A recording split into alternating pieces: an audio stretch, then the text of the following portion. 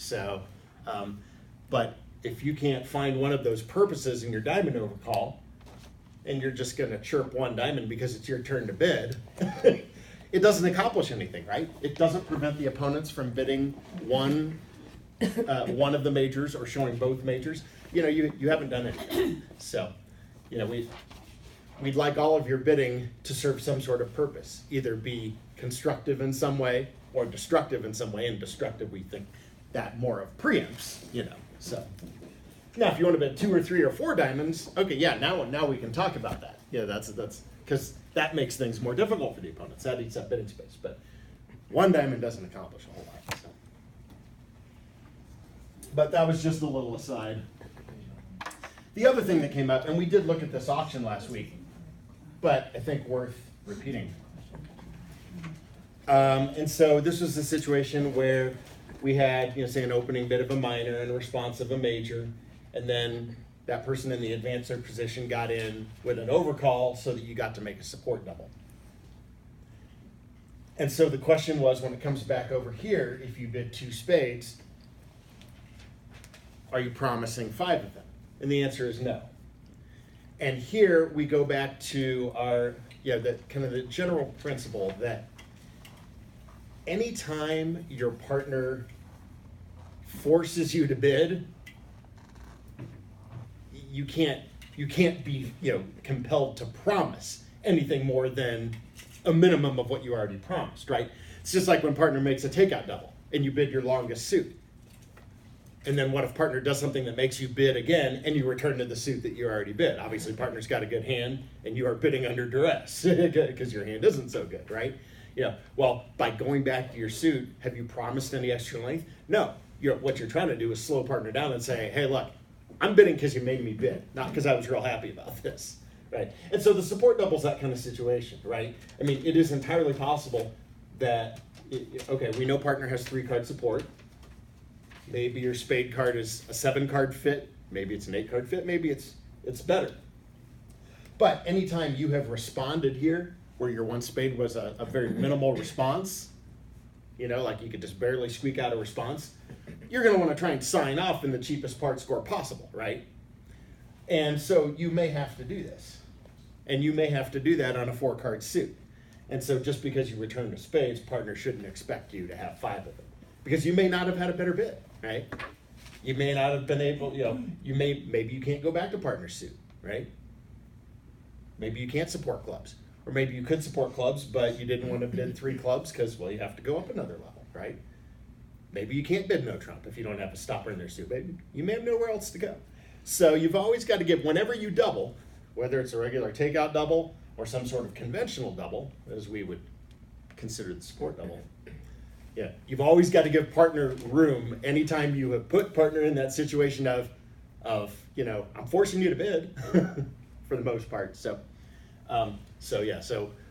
when you're forcing partner to bid, then you can't take any subsequent bidding as a promise or a guarantee of much of anything, right? So if I have a pretty good hand, instead of 2 spades, I might. Then you've got to do something else, yeah. And the example hand that Joanne sent me was invitational in nature. I think about 11 points. Mm-hmm. And so 2 spades, and so whether you had 4 spades or 5 spades in that case was not really relevant because you needed to do something other than bid 2 spades to tell partner, hey, I've got more than a minimum response. So.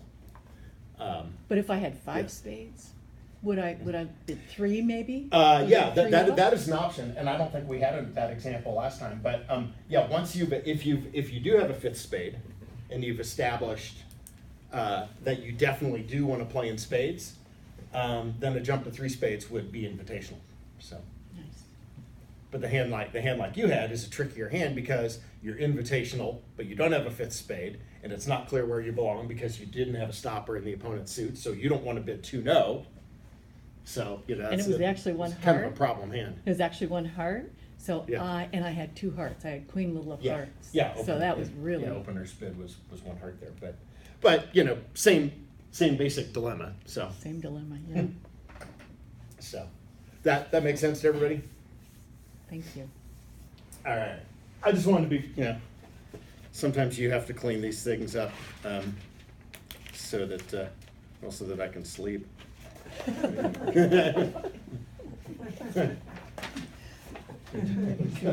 Go to bed at night being like, oh man, Kind of related. I didn't clear something up. So we're gonna spend the rest of today and next time on defense. Defense is, I think, it's the most neglected part of the game. Defense is a grind. It's not sexy and fun like bidding. It's hard work. But if you recognize that over the long haul you're going to be defending half the time, it's pretty important. And I always tell people, I said, I noticed the biggest strides in my game when I really started working on my defense. So you can really distinguish yourself here, because a lot of people they tend to be lazy about defense. They don't want to work at it. But if you really want to improve your overall game and your results, I would say you can't really emphasize defense enough.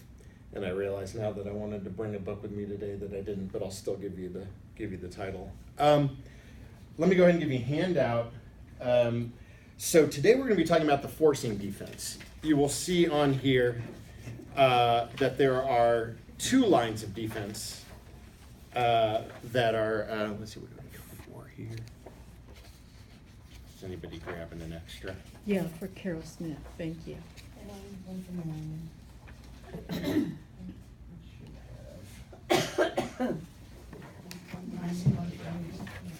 Should be about 16 of these.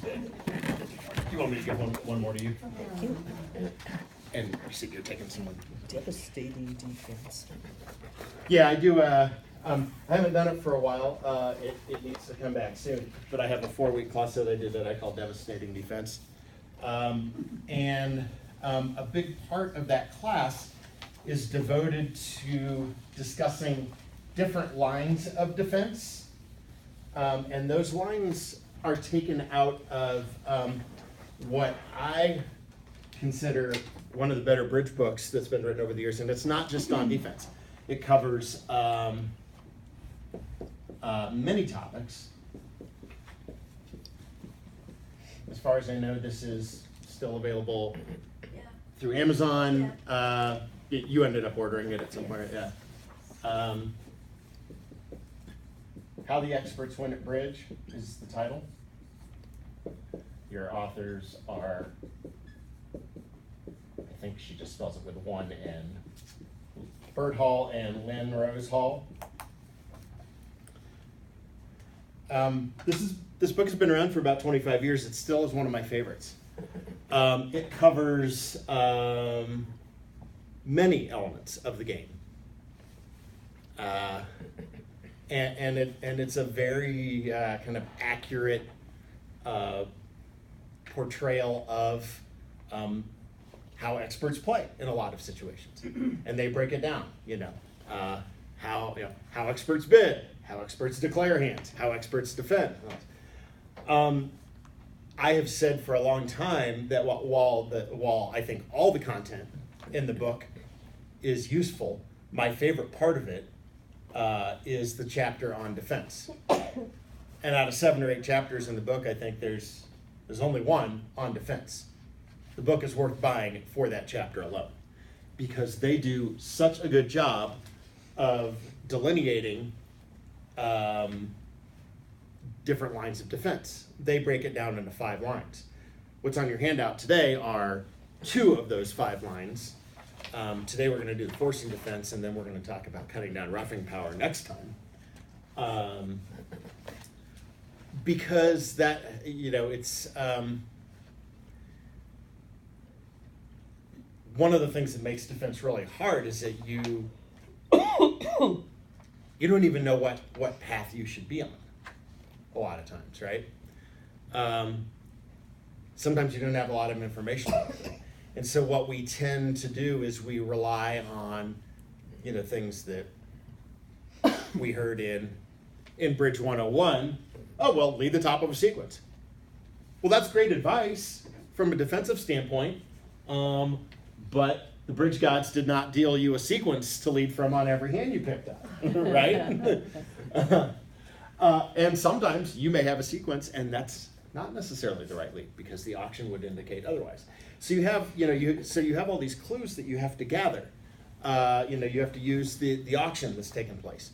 You have to look at your own hand, not just your high cards and what you think there's room for a partner to have, if anything, but also your distribution that would indicate how suits are going to be breaking as your opponents play this hand. So there are a lot of considerations, and generally, your defense falls into, and I think what I may do next time is I may bring some more. I've got some other handouts that are more generic on defense, and more is in like things that apply to all hands rather than like selecting a particular line of defense. But one of the things that we often talk about is, even though we can break these defensive approaches into, as the halls do, like 5 distinct categories, on a more general level, your defense kind of falls into one of 2 categories.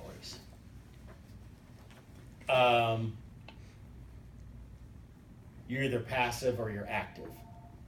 And active, we would sometimes call that attacking, though tend to use those terms interchangeably.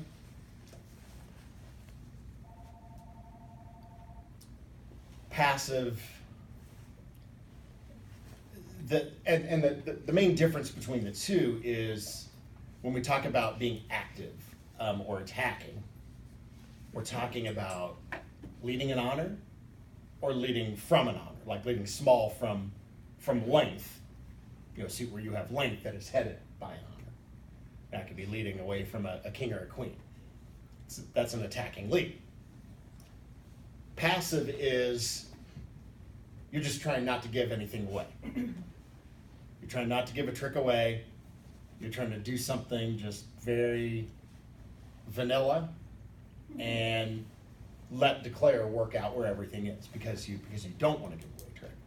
So I think one of the important elements of defense is figuring out when you should be passive and when you should be active.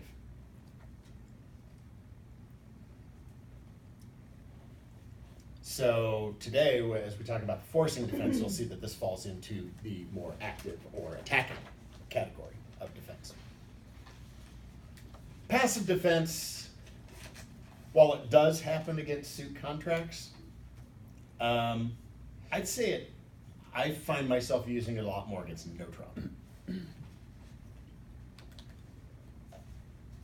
So, not exclusively, but sometimes. So,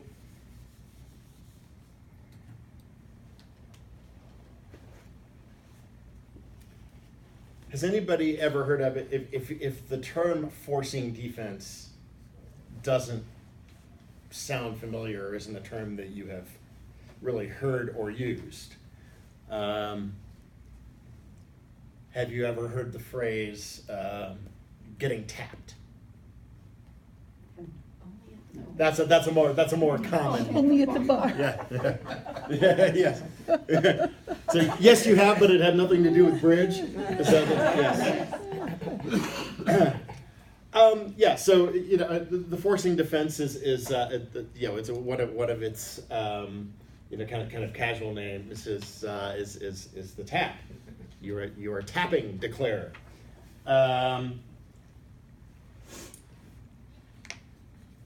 And it's probably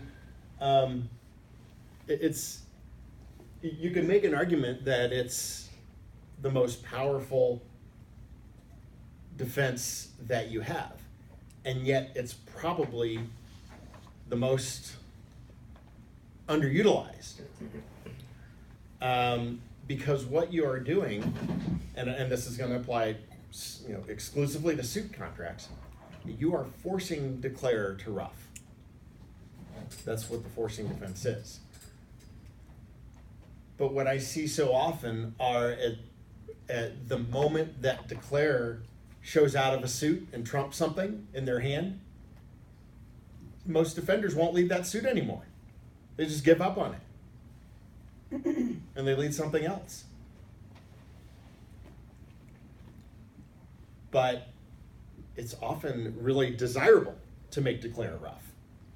And we're going to look at situations where you're going to want to do that. Because what ends up happening is that declare loses control of the hand.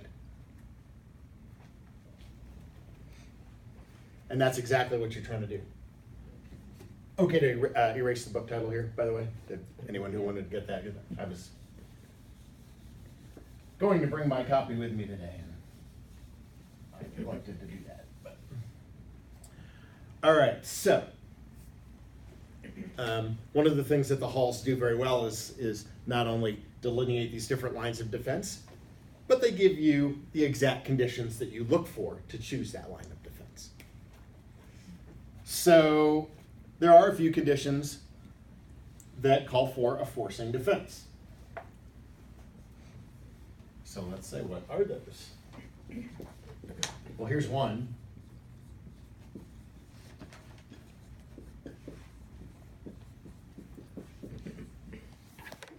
Declare has a two-suited hand.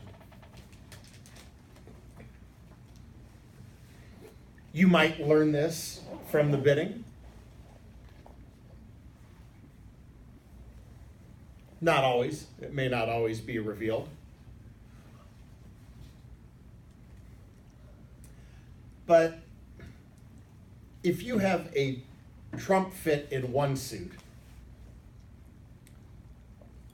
and then you have a second suit that's pretty good and long, and we'll define long as, say, 5 cards, right? So let's say declare is 5-5 in 2 suits. We'll say spades and diamonds. And you end up with a spade fit playing in 4 spades.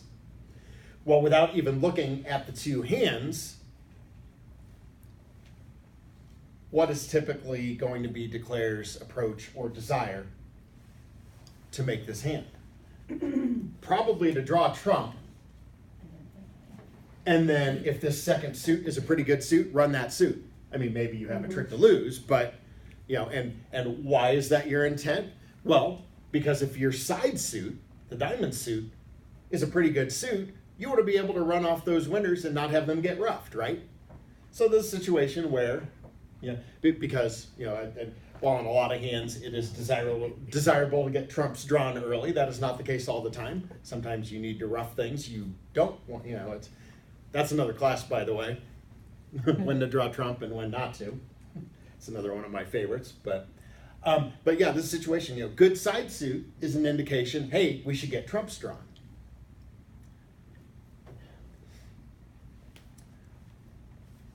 But if you can force declare to rough, and specifically, not rough in the dummy, but rough in their hand, this hand that has the 5 spades, what do? Well, you shorten up declare's trumps, right? So they rough once, and they rough again. And all of a sudden they're down to 3 spades in their hand. Well, that's a very awkward situation, and you have probably felt that before. We're like, well, I need to get trumps drawn, but the problem is the hand that has the trump length, they've made me rough. And now if I try and draw trump, as soon as I give up the lead, I'm in trouble. I'm out of trump in my hand. And these cards that I was previously roughing, I can't rough anymore. So it can put you in a really awkward situation, and you'll see this when we get into the example.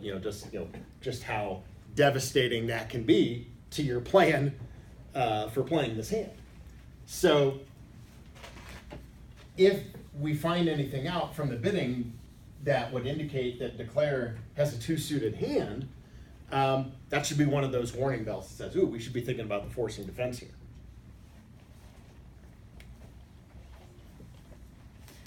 Now, this one is counterintuitive.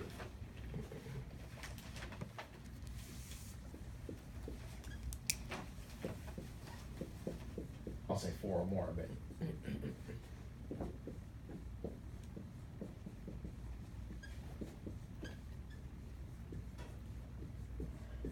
Their trump suit is not splitting well.